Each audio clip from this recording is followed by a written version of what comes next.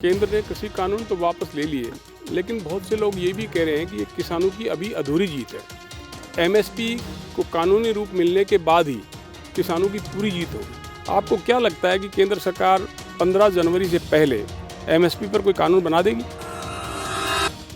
It's actually a battle half done. और ये half done इसलिए है क्योंकि जो लॉज वापस होने तो बहुत ज़रूरी थे, तो वो तो हो गए, लेकिन जो अगला कदम है, क्योंकि खेती एक बड़े गंभीर संकट से गुजर रही है, तो उसमें निकालने के लिए भी हमें एक कदम लेना पड़ेगा। 1700 रुपये से कम में किसान परिवार गुजारा करता है आधे देश में। क्या हम कभी सोच सकते हैं कि वो 1700 रुपये में कैसे गुजारा करता होगा? क्या कभी किसी ने सोचा है कि अगर आप पंजाब में हो या किसी और प्रदेश में भी हो, तो 1700 रुपये में तो आप गाय नहीं पाल सकते, तो किसान अपना परिवार कैसे पालता होगा? समझने की ज़रूरत है। और ये इसलिए क्योंकि मार्केट के हवाले था वो किसान। मैं कहता हूँ मार्केट मतलब है कि देखिए, सिर्फ 6% किसानों को भारत में एमएसपी मिलता है। 94% फार्मर्स जो हैं वो बाज़ार के ऊपर टिके हुए हैं।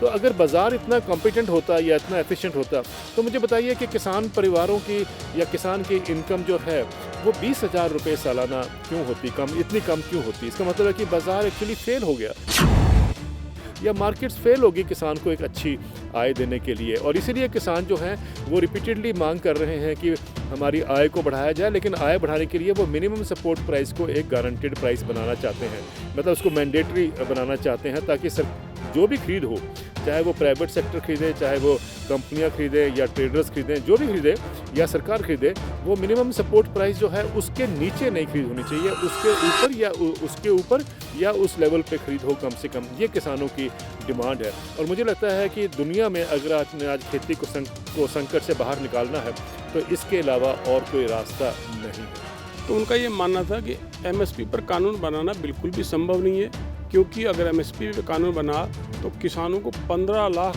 करोड़ रुपए का भुगतान करना पड़ेगा उनकी फसलों की खरीद पर। फियर साइकोसिस जिसको कहते हैं ना इंग्लिश में, वो क्रिएट करने के लिए था। जब भी किसान को हमने पैसे देने होते हैं या उसकी सपोर्ट करनी होती है, तो मैंने ये देखा है कि देश में एक हाहाकार मच जाता है। 71% किसानों को तो पता ही नहीं कि एमएसपी क्या होता है कि या वो कॉन्सेप्ट क्या है। तो यानी उनको तो ये इतने सालों से यही नहीं पता था कि वो किस चीज़ को मिस कर रहे हैं या क्या उनका हक था जो उनको मिलना चाहिए था। 1 साल के बाद इतना लंबा संघर्ष करके किसानों ने सरकार को मजबूर किया कि ये तीनों कानून जो हैं वो वापस लिए जाएं। अगर केंद्र सरकार को किसानों की मांगों के सामने झुकना ही था, तो फिर उन्होंने 1 साल तक जिद क्यों पकड़े रखी? इसमें कोई शक नहीं है कि बोल्ड डिसीजन था, क्योंकि किसी ने एक्सपेक्ट नहीं किया था देश में कि भाई ये लॉज वापस हो जाएंगे। ये माना जा रहा था कि इसमें अमेंडमेंट्स हो जाएंगे, अमेंडमेंट्स या सुधार के साथ ये वापस लाए जाएंगे कानून। लेकिन देखिए, तीनों के तीनों कानून वैसे के वैसे ही शेप में या शक्ल में वापस लिए जाएँ, ये बहुत बोल्ड डिसीजन था। अगर 1 साल ये पहले हो गया होता, तो कम से कम जो शहादतें हमने देखी हैं 700 प्लस किसानों की, वो शायद बच जाती। इतना बड़ा, इतना लंबा संघर्ष कहीं नहीं हुआ है, और इतना महत्वपूर्ण भी संघर्ष नहीं हुआ कि जो एक बदलाव की तरफ हमें लेके जाने की। नरेंद्र सिंह तोमर से जब बात होती थी, तो वो हमेशा बातचीत से पहले एक ही राग दोहराते थे कि कानून रद्द नहीं होंगे, अमेंडमेंट इनमें हो सकता है। अगर किसान संगठन कानून रद्द करने की बात को छोड़ के हमसे बात करना चाहें तो बातचीत संभव है। लेकिन प्रधानमंत्री जी ने अचानक बिना कृषि मंत्री या किसान संगठनों से बात किए एकदम से उन्होंने कह दिया कि कृषि कानून वापस हो रहे। इसकी क्या वजह थी? किसानों को कन्विंस नहीं कर पाया कि इसके क्या एडवांटेजेस होंगे, लेकिन इलेक्शन तो हमारे सामने है और हम सब जानते हैं कि वो एक बड़ा डोमिनेंट फैक्टर था।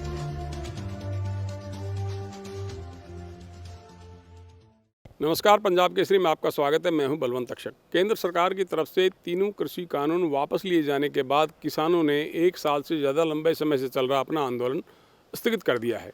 क्या अब केंद्र सरकार एमएसपी पर फसलों की खरीद के लिए किसानों की मांग पर कोई कानून बनाएगी? इन्हीं सब मुद्दों पर आज हम बातचीत करेंगे देश के जाने माने कृषि विशेषज्ञ देवेंद्र शर्मा से। शर्मा साहब, आपका स्वागत है। नमस्कार। 378 दिन बाद किसानों ने अपना आंदोलन स्थगित कर दिया है। आप इस मुद्दे पर क्या कहेंगे? देखिए, ये बहुत महत्वपूर्ण डेवलपमेंट है। मेरा मानना है कि हिस्टोरिक है ये, अगर हम सही मायने में समझना चाहें, क्योंकि 1 साल के बाद इतना लंबा संघर्ष करके किसानों ने सरकार को मजबूर किया कि ये तीनों कानून जो हैं वो वापस लिए जाएं। ये इसलिए भी महत्वपूर्ण है क्योंकि जिस रिफॉर्म्स को हम लाना चाहते थे देश में, यानी कॉरपोरेट्स के हवाले खेती को करना या कॉरपोरेट्स को इन्वॉल्व करना खेती में, वो कहीं पर भी दुनिया में किसानों की आय बढ़ाने में वो सक्सीड नहीं कर पाया। तो जब वहाँ पर वो फेल हो गया है दुनिया भर में आय बढ़ाने के लिए किसानों के, तो हम ये कैसे समझ सकते हैं कि ये जो मार्केट रिफॉर्म्स या बाज़ारीकरण जो होगा खेती का, उससे हम ये सोचें कि खेती जो है ये इकोनॉमिकली वायबल हो जाएगी। जब दुनिया में अमीर देशों में वो नहीं हो पाई, तो मेरा मानना है कि वो हमारे देश में चमत्कार ऐसा एक्सपेक्ट करना वो गलत था। और ये अच्छा हुआ कि सरकार ने तीनों कानून वापस लिए हैं।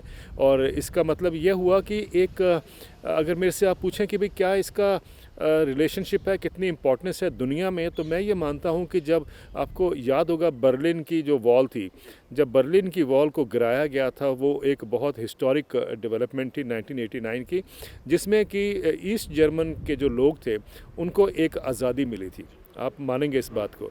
तो मेरा मानना है कि जो ये लॉस वापस किसानों ने करवाए हैं या किसानों के करके गुस्से के करके या रोष करके वापस हुए हैं, वो भी जो है उससे महत्व, अगर हम उसकी देखें, महत्वता देखने की कोशिश करें, तो उससे कम नहीं है। क्योंकि एक जो मार्केट का या बाज़ार की एक जो दीवार थी वो किसानों ने तोड़ दी, और वो एक किसानों की जो सच्ची आज़ादी है वो अब होगी, क्योंकि किसानों को एक गारंटेड इनकम चाहिए, और गारंटेड इनकम ही जो है किसान की एक आज़ादी होगी। तो ये पहला कदम जो एक लिया जा चुका है, क्योंकि रिफॉर्म्स वापस हुए या लॉज वापस हुए, मुझे लगता है कि अब दूसरा स्टेप लेने के लिए अब हम तैयार होने चाहिए। क्योंकि जैसा आपने कहा कि क्या मिनिमम सपोर्ट प्राइस मिल पाएगा किसानों को, ये तो समय ही बताएगा, लेकिन मेरा मानना है कि वो अगला स्टेप होना चाहिए। किसी भी विकास की, खेती के विकास की जो प्रतिक्रिया है, उसमें अगला स्टेप मिनिमम सपोर्ट प्राइस या गारंटेड प्राइस होना चाहिए। अगर केंद्र सरकार को किसानों की मांगों के सामने झुकना ही था, तो फिर उन्होंने 1 साल तक जिद क्यों पकड़े रखी? ये बहुत सवाल कॉमन है, क्योंकि भाई अगर ये ही बात करनी थी तो 1 साल पहले भी हो सकती। तो मैं ये मानता हूँ कि ये डिसीज़न बिलेटेड था, लेकिन इसमें कोई शक नहीं है कि बोल्ड डिसीज़न था, क्योंकि किसी ने एक्सपेक्ट नहीं किया था देश में कि भाई ये लॉज वापस हो जाएंगे। ये माना जा रहा था कि इसमें अमेंडमेंट्स हो जाएंगे, अमेंडमेंट्स या सुधार के साथ ये वापस लाए जाएंगे कानून। लेकिन देखिए, तीनों के तीनों कानून वैसे के वैसे ही शेप में या शक्ल में वापस लिए जाएँ, ये बहुत बोल्ड डिसीज़न था। येस, आपकी बात बिल्कुल ठीक है। अगर 1 साल ये पहले हो गया होता तो कम से कम जो शहादतें हमने देखी हैं 700 प्लस किसानों की, वो शायद बच जाती। और ये भी हम जानते हैं कि इतना जो समय लगा, इतना स्ट्रगल जो था, इतना संघर्ष जो था, वो किसानों को नहीं करना पड़ता।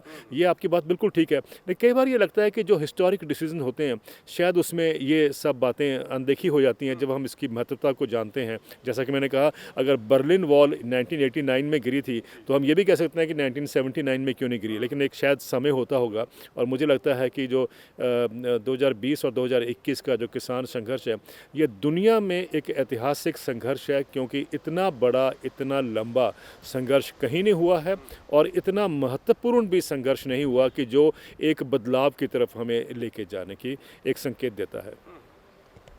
शर्मा साहब, आपने देखा होगा कि जब भी किसान संगठनों की केंद्रीय कृषि मंत्री नरेंद्र सिंह तोमर से जब बात होती थी, तो वो हमेशा बातचीत से पहले एक ही राग दोहराते थे कि कानून रद्द नहीं होंगे, अमेंडमेंट इनमें हो सकता है। अगर किसान संगठन कानून रद्द करने की बात को छोड़ के हमसे बात करना चाहें तो बातचीत संभव है। लेकिन प्रधानमंत्री जी ने अचानक बिना कृषि मंत्री या किसान संगठनों से बात किए एकदम से उन्होंने कह दिया कि कृषि कानून वापस हो रहे हैं। इसकी क्या वजह थी?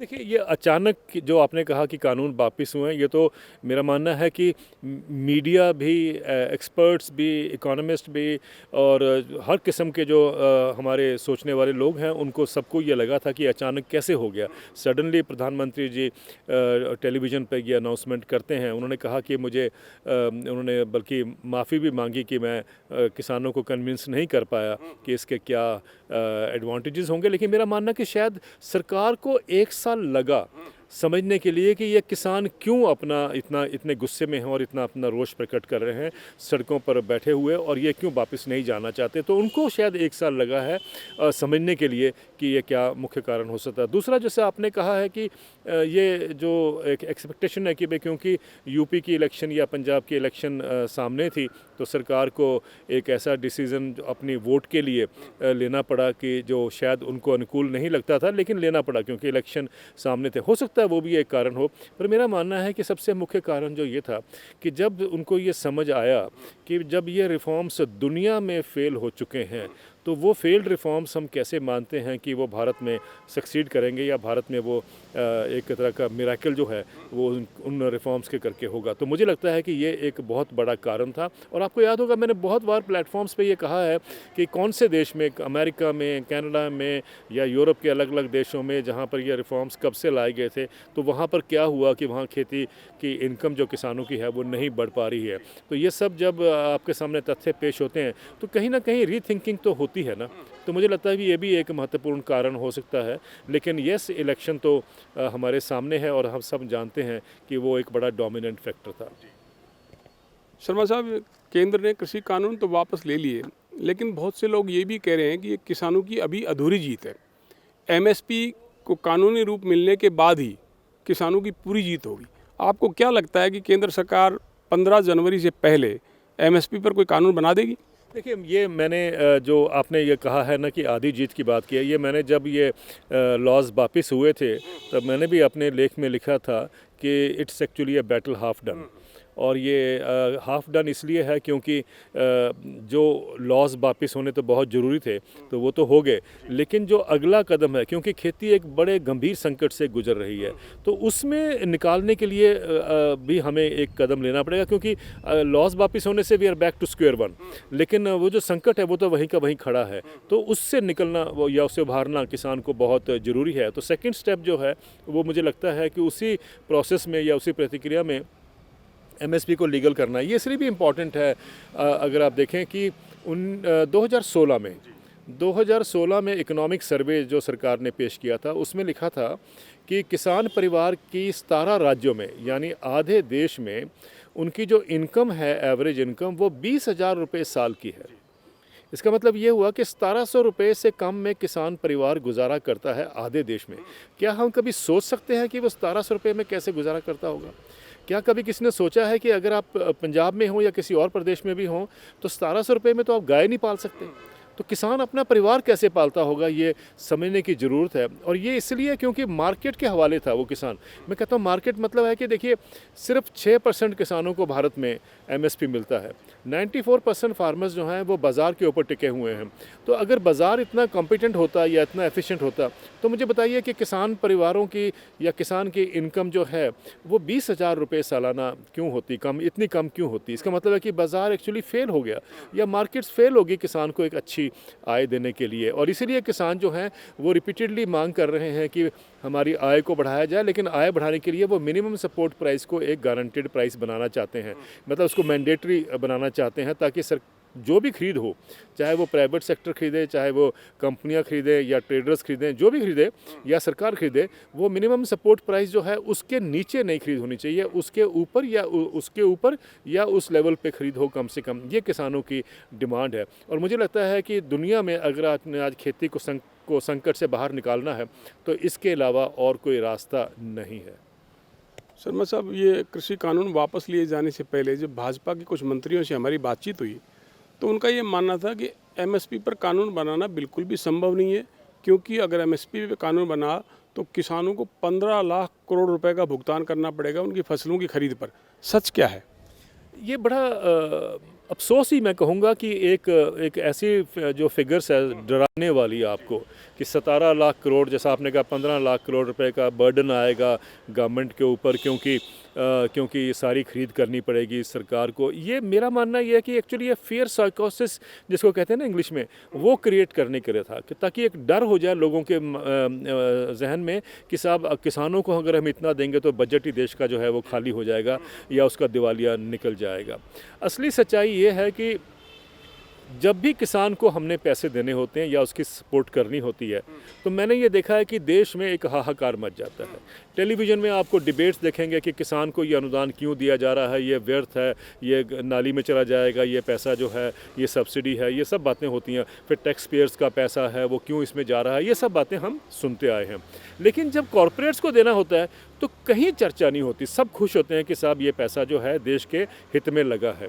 ये जो सोच है, मानसिकता है, मुझे लगता है कि उससे देश को निकालने की ज़रूरत है। लेकिन अनफॉर्चुनेटली क्या हुआ, कुछ लोगों ने उसका उपयोग करके वो और भी डराना सोचा कि ये शायद अप्रोप्रिएट होगा कि जब हम कहेंगे कि 17 लाख करोड़ रुपए का बर्डन आएगा। सच्चाई ये है, जैसे मैंने पहले कहा कि शांता कुमार कमेटी ने एक बार उसमें मैं जब पेश हुआ था उनके सामने, तब उन्होंने ये निकला था कि 6% किसानों को एमएसपी मिलता है देश में। और जैसे मैंने आपसे कहा कि 94% किसान जो हैं वो उससे बाहर हैं, उनको नहीं मिलता है। उसमें से अधिकतर किसान ऐसे हैं, क्योंकि एक बार शरद पवार जी ने भी कहा था पार्लियामेंट में जब वो एग्रीकल्चर मिनिस्टर थे कि 71% किसानों को तो पता ही नहीं कि एमएसपी क्या होता है कि या वो कॉन्सेप्ट क्या है। तो यानी उनको तो ये इतने सालों से यही नहीं पता था कि वो किस चीज़ को मिस कर रहे हैं या क्या उनका हक था जो उनको मिलना चाहिए था। तो एक तो ये सिचुएशन हमारे सामने है।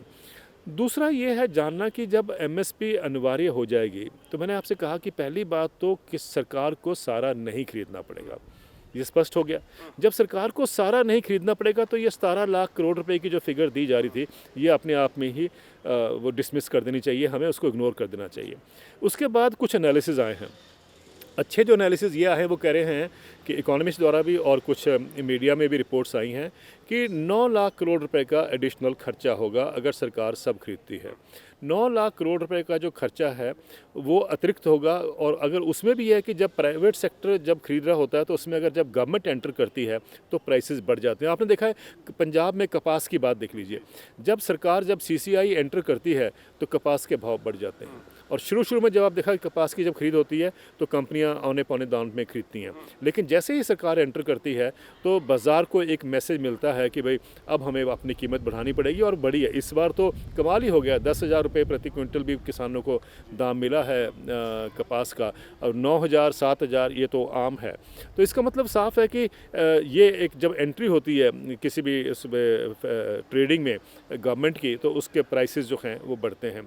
तो उस सब को देखा जाए तो एक इंडियन एक्सप्रेस की रिपोर्ट कहती है कि एडिशनल जो खर्चा होगा वो 5 लाख करोड़ रुपए का होगा, सालाना जो खर्चा होगा। एक इकोनॉमिस्ट हैं, chairman of the Karnataka agriculture prices commission, अब वो रिटायर हुए हैं, उनका अध्ययन ये कहता है कि जब सारा कुछ हमें, जब ये एक एमएसपी को हम बना देंगे, लीगल कर देंगे, तो जो एडिशनल एक्सपेंडिचर आएगा वो 2 लाख करोड़ रुपए का आएगा।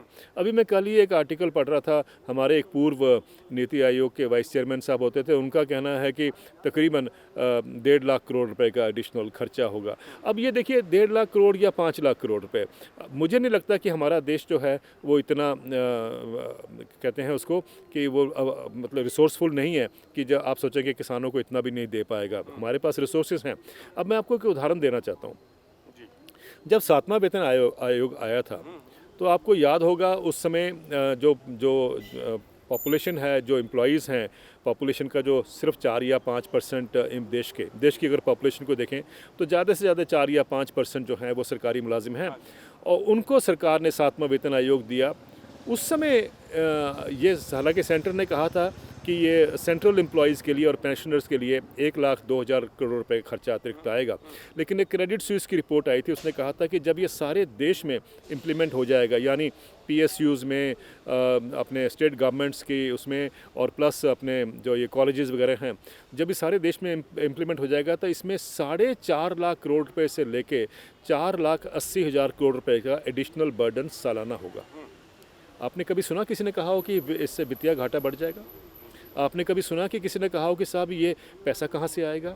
हाँ जी, बल्कि उल्टा हुआ, हमारे देश के इकोनॉमिस्ट ने कहा कि ये जो खर्चा होगा, या क्योंकि आफ्टर ऑल ये कंजम्पशन ड्रिवन इकोनॉमी है, तो ये मार्केट में आएगा। जब ये मार्केट में आएगा डिमांड क्रिएट होगी तो हमारी इकोनॉमिक ग्रोथ होगी, और तब ये कहा कि it will act as a booster dose for the economy. अब आप मानिए कि अगर किसान जो कि 50% हैं देश का जो पॉपुलेशन का हिस्सा, अगर 50% पॉपुलेशन के पास ज़्यादा पैसा आएगा, अगर ये 5 लाख करोड़ रुपए, अगर मैं इंडियन एक्सप्रेस की रिपोर्ट मान लेता हूँ, तो 5 लाख करोड़ रुपए अगर 50% पॉपुलेशन में बंटेगा, तो आप ये मानते हैं कि उससे जो है मार्केट में वो पैसा अल्टीमेटली आएगा। और जब वो पैसा आएगा तो जो डिमांड, इतनी ह्यूज डिमांड क्रिएट होगी कि वो जो डिमांड क्रिएट होगी वो आफ्टर ऑल वो बूस्टर नहीं, वो रॉकेट डोज बनेगी देश की इकोनॉमी के लिए। ये हम क्यों नहीं समझते हैं? दूसरी बात यह है कि आप देखिए, जिस दिन एग्रीकल्चर इकोनॉमिकली वायबल हो जाएगा, तो अगर 50% पॉपुलेशन जो है वो अंडर एम्प्लॉयड है या अनगेनफुली एम्प्लॉयड है, वो गेनफुली जब एम्प्लॉयड हो जाएगी तो आप देखिए शहरों पे कितना प्रेशर जो है एम्प्लॉयमेंट का वो कम हो जाएगा।